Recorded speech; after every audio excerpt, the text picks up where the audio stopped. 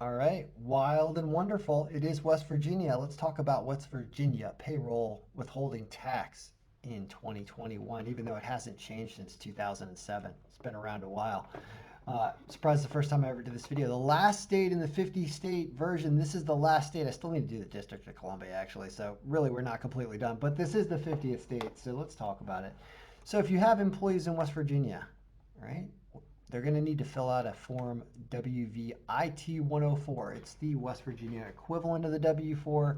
They're going to figure out how many exemptions they have here. They're also going to check this box if there are any of these statuses other than married with dual income. Basically, they separated out the two different types of statuses in their rates. It's all the single head of household, married, your spouse does not work, everything except hey, you're married and your wife is just, your husband is just working as much as you are. That's the only thing you do if you don't check that box if this is the case.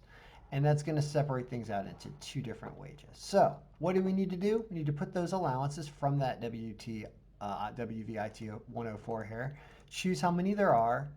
You also need to choose the filing status, which that box is represented right over here. It's like, is the person married with employed spouse? Or are they any other status? Got to fill that in. Once you do that, we can look at how the rates are actually calculated. First thing you're going to want to do is annualize all of your wages. Take the wages for the pay period, multiply it by the number of pay periods in the year. And then you're going to, from that amount, you're going to subtract out this $2,000 for every exemption that they filled out on that form. They get $2,000 for each one.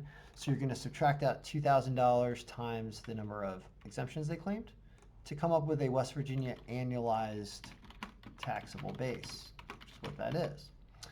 Then you have those two different types of rates. There's the married with two earners, married with spouses working, or the any other status.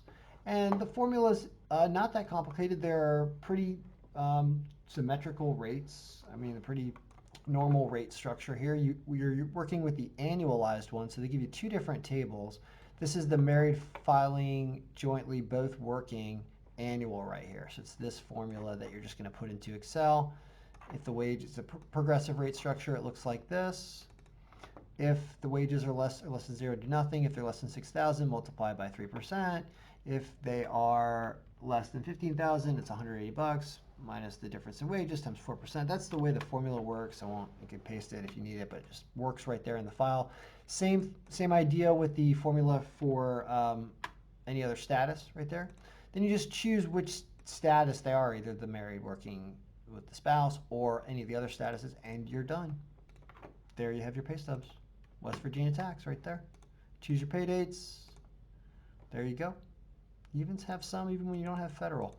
So that is West Virginia. That's right, everybody.